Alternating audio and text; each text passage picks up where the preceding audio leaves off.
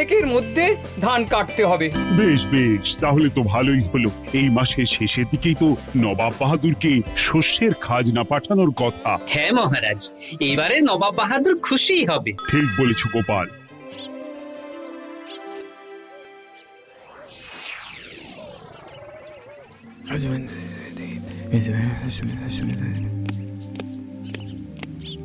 প্রণাম খাম্বাজরাজ। ওই তো কৃষ্ণনগরের মন্ত্রী চলে এসেছে।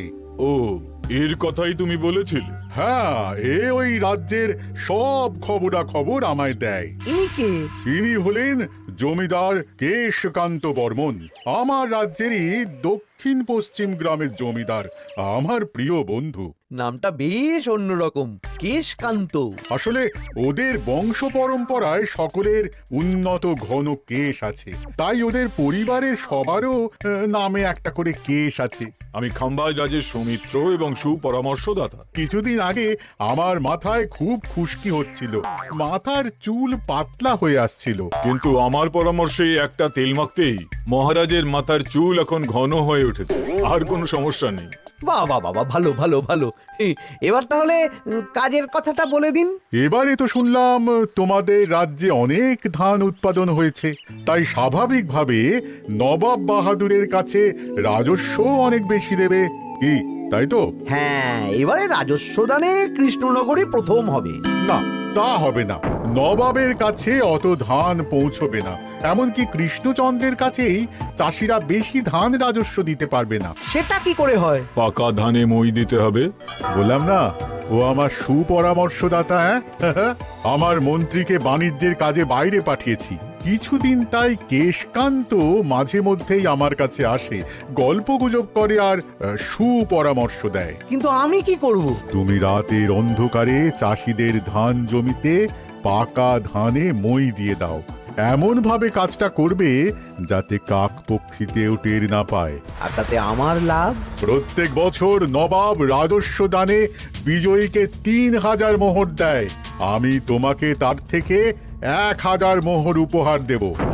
1000 মোহর? হ্যাঁ হ্যাঁ, যাও যাও যাও, কাজটা শুরু করে দাও। আচ্ছা।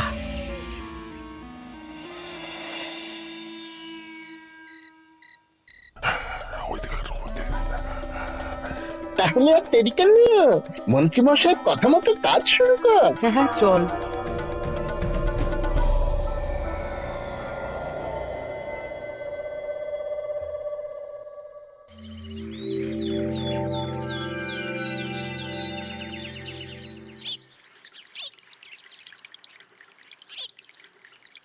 এবারে তো চাষাবাদ বেশ ভালোই হয়েছে। আশা করি নবাব বাহাদুরের কাছ থেকে এবারে আমরাই পুরস্কার পাবো। হ্যাঁ মহারাজ, সারা বাংলায় কৃষ্ণনগরের মতো উৎপাদন এই বছরে কোথাও হয়নি। সর্বনাশ হয়ে গেছে মহারাজ, সর্বনাশ হয়ে গেছে। কি সর্বনাশ হয়েছে গো পুটির বাবা? গতকাল রাতে আমাদের সব জমির পাকা ধানে মই দিয়ে দিয়েছে। সে কি? এবার আমরা কি করব মহারাজ? কাদের কাদের জমিতে হয়েছে এসব? যেই জমিতে তাকাবেন সেই জমিতেই এই কাণ্ড, ধান ঝরে সব মাটিতে পড়ে আছে। এবার আমরা কি করব? হায় হায় হায়, এবার আমাদের রাজ্যের কি হবে? নবাব বাহাদুরকে তো জবাব দিতে পারবো না। বড় বিপদ হয়ে গেল, রাজ্যে গ্রহের প্রকোপ নেমে এলো। ও, আর কদিন পরেই আমার টেকে আসবে 1000 মোহর। ঠিক আছে, তোমরা সবাই এখন বাড়ি যাও। না, আমার মন মেজাজ ভালো নেই।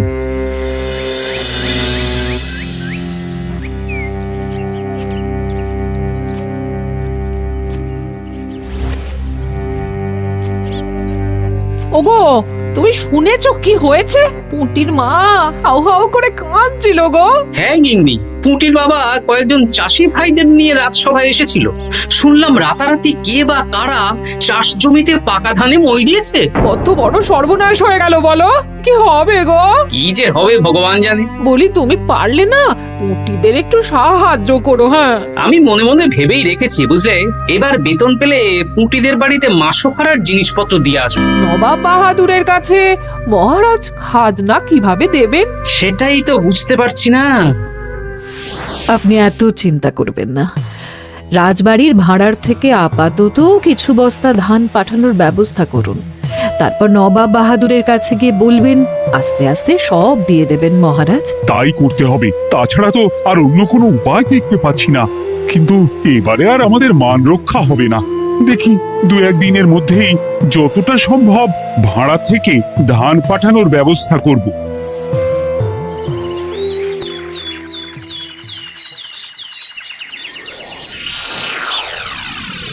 এই বছর 10,000 বস্তা ধান রাজস্ব এসেছে খাম্বাজ রাজ্য থেকে, 7,000 বস্তা ধান এসেছে বর্ধমান রাজ্য থেকে, আর মাত্র 100 বস্তা এসেছে কৃষ্ণনগর থেকে। তাই এবছরের বিজয়ী রাজ্য হচ্ছে খাম্বাজ রাজ্য। খাম্বাজ রাজ্যের রাজার হাতে 3,000 মোহর উপহার হিসেবে তুলে দিচ্ছেন। আর কৃষ্ণচন্দ্র, তোমার রাজ্যের এরকম হাল কেন? এবারে আমাদের সমস্ত রাজ্যের পাকা ধানে কেউ বা কারা মই দিয়ে দিয়েছে। সেসব তোমার মাথা ব্যথা, আমার ধান কোথায়? 100 বস্তা ধান রাজস্ব, কম করে 800 বস্তা ধান রাজস্ব দেওয়ার কথা, কিন্তু তুমি তোমার কথার খেলাপ করেছো। এই বছর আমি নিরুপায় জাহাপানা। আমিও নিরুপায়। হয় তুমি আগামী 1 সপ্তাহের মধ্যে আমাকে 5,000 মোহর দেবে, নইলে কৃষ্ণনগরের সিংহাসন থেকে সরে যাবে। এত বড় শাস্তি দেবেন না নবাব বাহাদুর, আপনি অন্তত মাস 6 সময় দিন, আবার ধান চাষ করিয়ে আপনাকে প্রাপ্য ধান দেওয়া হবে। বেশি কথা বলছো কৃষ্ণচন্দ্র, তুমি 5,000 নয় 6,000 মোহর 1 সপ্তাহের মধ্যে দেবে। বেটা গোপাল বেশি পাকা, অত কথা বলতে কে বলেছিল? গোপাল, এটা তুমি কি করলে? হায় হায় হায়! সর্বনাশের সময় যখন ঘনিয়ে আসে, তখন বিপদের ওপর বিপদ এভাবেই আসে। আমার পাওনা। আরে এখন না, তোমাকে পাঠিয়ে দেব। ওই দেখুন, খাম্বাজ রাজের সাথে কথা বলছে। এখন বেশি কথা বললে কৃষ্ণচন্দ্র আর গোপাল সন্দেহ করবে। চলুন তো দেখি ওখানে গিয়ে কি কথা বলছে। কি কথা বলছো মন্ত্রী? মন্ত্রী আমায় বিজয় অভিনন্দন জানাচ্ছিল। বিজয় অভিনন্দন তো উপহার পাওয়ার সময় জানাতে পারতেন মন্ত্রী মশাই। যাই হোক, আপনাকে তো ঠিক চিনতে পারছি না। আমার নাম কেশকান্ত, আমি খাম্বাজ রাজ্যের দক্ষিণ পশ্চিম গ্রামের জমিদার। কেশকান্ত আমার বিশেষ বন্ধু। আপনার কেশ নিয়ে বেশ ভাব দেখছি। হ্যাঁ, ওই কদিন আগে তো খাম্বাজ রাজের মাথার চুল পাতলা হয়ে আসছিল, খুশকি হচ্ছিল আর কি। তো ওনার পরামর্শে একটা তেল মেখেই তো খাম্বাজ রাজের আবার ঘন কালো চুল ফিরে এসেছে। কেশকান্ত জমিদার হতে পারে, কিন্তু ওর অর্থনৈতিক অবস্থা তাবর রাজাদের থেকে অনেক ভালো। কয়েক হাজার বিঘা জমির মালিকও, তার সাথে চুলের তেলের ব্যবসা করেও হাজার হাজার মোহর রোজগার করে। এই, এখন চুল নিয়ে চুলোচুলি না করে চলো কৃষ্ণনগরে ফিরি। এমনিতেই মন মেজাজ খারাপ, 1 সপ্তাহের মধ্যে আবার 6,000 মোহর জোগাড় করতে হবে। হ্যাঁ, চলুন চলুন।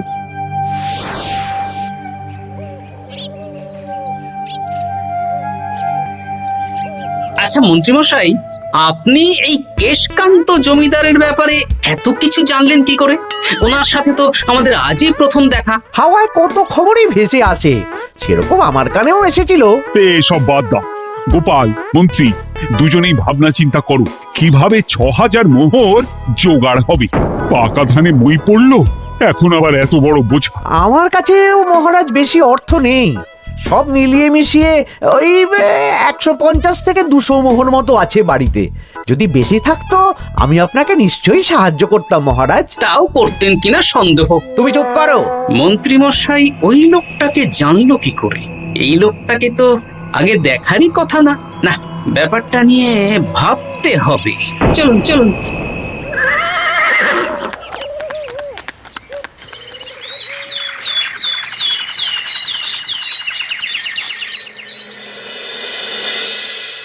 বুঝলে গিন্নি, 1 সপ্তাহের মধ্যে মহারাজকে 6,000 মোহর জোগাড় করতেই হবে, নইলে সিংহাসন ছাড়তে হবে। এখন কিন্তু আমাদের উচিত মহারাজের পাশে দাঁড়ানো। কিছু ভেবেছো কি? আপাতত আমার বিয়েতে পাওয়া আংটি বন্ধক রাখবো, আর তুমি যদি... হ্যাঁ, আমার যে দুটো গয়নাগাটি আছে ওগুলো বন্ধক রাখো, পরে আস্তে আস্তে ছাড়িয়ে নেবো খন। দেখি, বাকি সভাসদদেরকেও বলবো, যে যতটা পারে। তারপর ভগবানই ভরসা।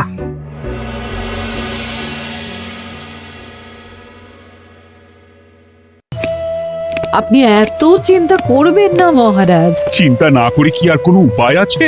সিন্ধুকে যা আছে তা দিয়ে 3000 মোহর হয়ে যাবে, কিন্তু তারপর আর কি করব? এবার কি নিরুপায় হয়ে জায়গা জমি বিক্রি করতে হবে? কিছু একটা করতেই হবে। আপনি গোপালকে একবার বলে দেখুন, প্রত্যেকবার যখনই বিপদে পড়েছেন তখন গোপালই আপনাকে বাঁচিয়েছে। দেখি আগামীকাল রাজসভা শুরু হওয়ার আগেই গোপালের সাথে ব্যাপারটা নিয়ে আলোচনা করব।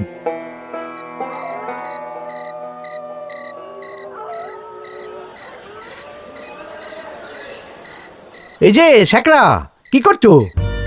এই তো বলুন। শোনো, আমার গিন্নির জন্য একটা হীরের হার বানাতে হবে, ওই 1000 মোহরের মধ্যে।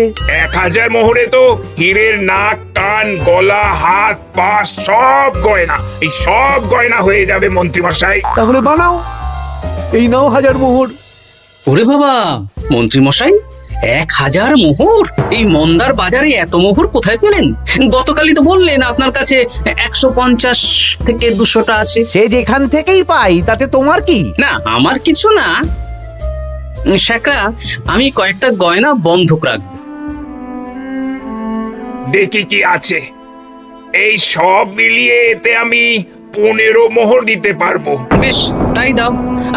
আমি ধীরে ধীরে শোধ করে গয়নাগুলো ছাড়িয়ে নেব। হ্যাঁ, মন্ত্রীর ব্যবহারগুলো বেশ সন্দেহজনক লাগছে। দেখি, গুপ্তচরকে কাজে লাগাতে হবে। মন্ত্রীর পিছনে ছায়ার মতো লেলিয়ে দিতে হবে।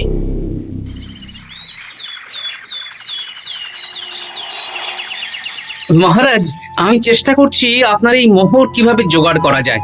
আপ্রাণ চেষ্টা করছি। দেখো আমি 3000 মোহর পারবো, কিন্তু তার বেশি হলে জায়গা জমি বেচতে হবে, হাতে যে বেশি দিন সময়ও নেই। আচ্ছা মহারাজ, দেখছি। তবে মন্ত্রী মশাই চাইলেই আপনাকে 1000 মোহর দিয়ে সাহায্য করতে পারতেন, কিন্তু উনি তা না দিয়ে ওনার গিন্নির গয়না বানাচ্ছেন, হীরের গয়না। দেখি, মন্ত্রী তো কালকেই বলল ওর কাছে 150 থেকে 200 মোহর আছে মাত্র। 1000 মোহর কোথা থেকে পেল? সে উনিই জানেন। তবে তার খবর খুব তাড়াতাড়ি আশা করি পেয়ে যাব মহারাজ।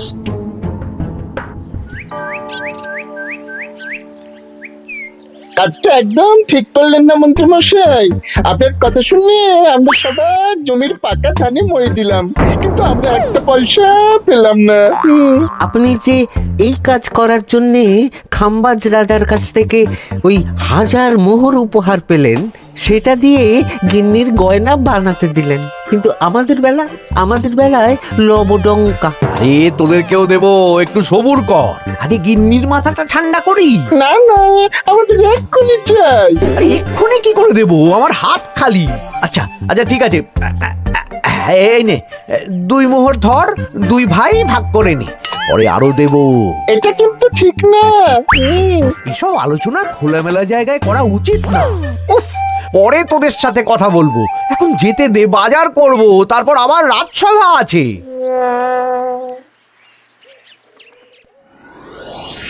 আচ্ছা, এই ব্যাপারটা মহারাজকে আর গোপাল দাদাকে জানাতে হবে।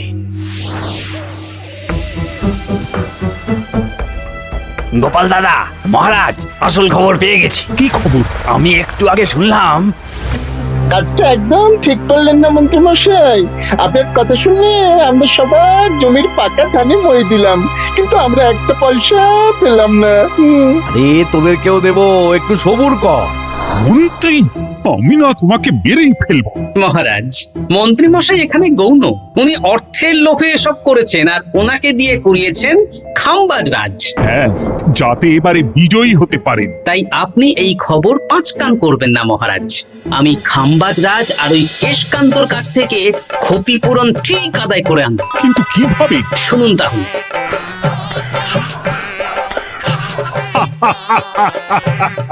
দারুণ বুদ্ধি। তাহলে এখন আসি মহারাজ, কাউকে কিচ্ছু বলার দরকার নেই। আপনি শুধু আগামীকাল সন্ধেবেলা খাম্বাজ রাজের দরবারে চলে আসুন, পারলে নবাব বাহাদুরকেও সঙ্গে করে নিয়ে আসুন। হ্যাঁ,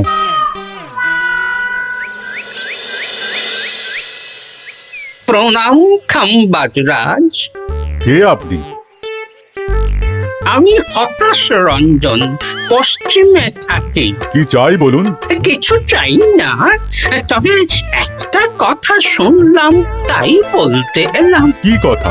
আমি শুনলাম মহারাজ আপনার মাথার চুলগুলো সব নকল। আমার এত সুন্দর চুল সব নকল? ফাজলামো হচ্ছে। আমি যদি প্রমাণ করে দিই আপনার চুল নকল, তাহলে কি? তাহলে আপনি আমাকে 100 মোহর দেবেন, আর প্রমাণ না করতে পারলে আমি আপনাকে 100 মোহর দেব। বেশ, দেখো, এক্ষুনি দেখো, আমারই তো 100 মোহর লাভ হবে। এখন না, এখন না, আজ সন্ধে বেলায়। বেশ বেশ, তখনই এসো। এবারে জমিদার কেশকান্তর বাড়ি যেতে হবে।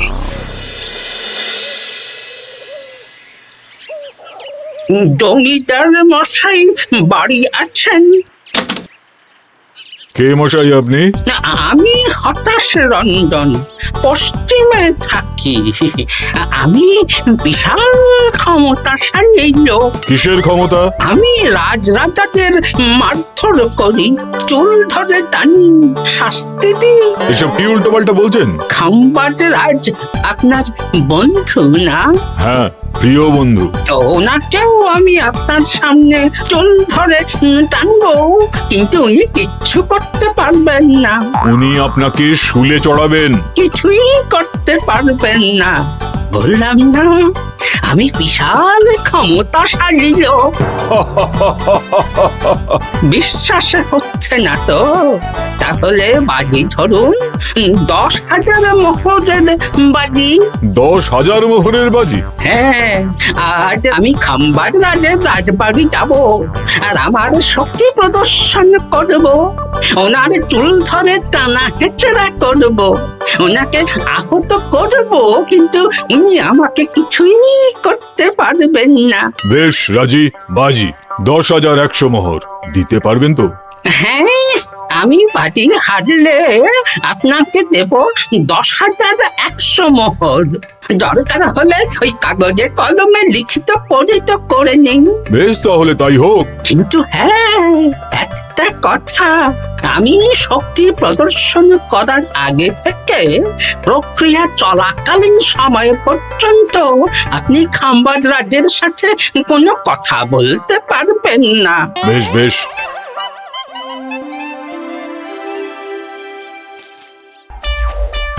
তাহলে শুরু করি। শুরু করো। এবার আমি প্রমাণ করেই ছাড়বো।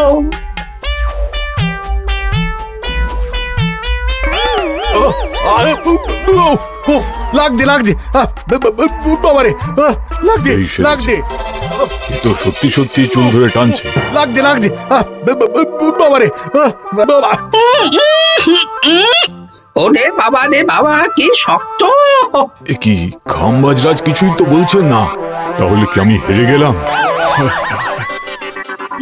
না না খাম্বাজ রাজ, আমার ধারণা ভুল, যা শুনেছি তাও ভুল। এবার বিশ্বাস হলো তো? দাও দাও, এবারে 100 মোহর দাও।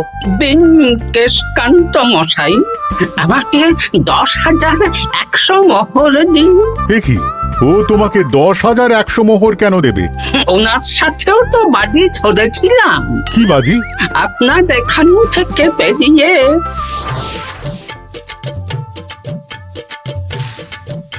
এবারে দিন তো দেখি, সব কাগজ কলমে লেখা আছে। এই নাও। হায় হায় হায় হায়। সাবাস গোপাল, সাবাস, তুমি আমার মুখ রক্ষা করেছো।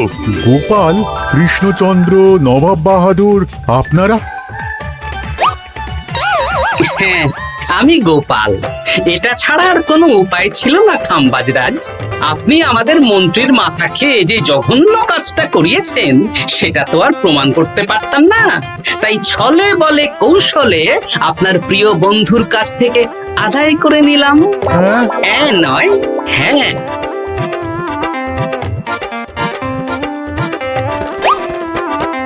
এই নিন মহারাজ। এতে কত মোহর আছে? 10,100 মোহর। এর থেকে 100 খাম্বাজ রাজকে দিন, 6,000 নবাব বাহাদুরকে, আর বাকিটা আপনার কাছে রাখুন। এত ধান নষ্ট হলো। কৃষ্ণচন্দ্র আমাকে সবটা বলেছে, আর ওর মন্ত্রীকেও নিয়ে এসেছি। ধোলাই খেয়েই সব বলে দিয়েছে। এই কে আছো? কৃষ্ণনগরের মন্ত্রীকে নিয়ে এসো।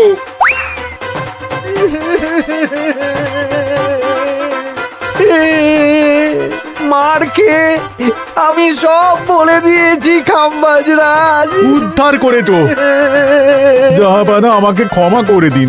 এর কোনো ক্ষমা নেই। তোমাকে আমি কারাগারে বন্দি করব। হায় হায় হায়, সামান্য টাকার লোভ করতে গিয়ে পুরো মাঠে মারা গেলাম।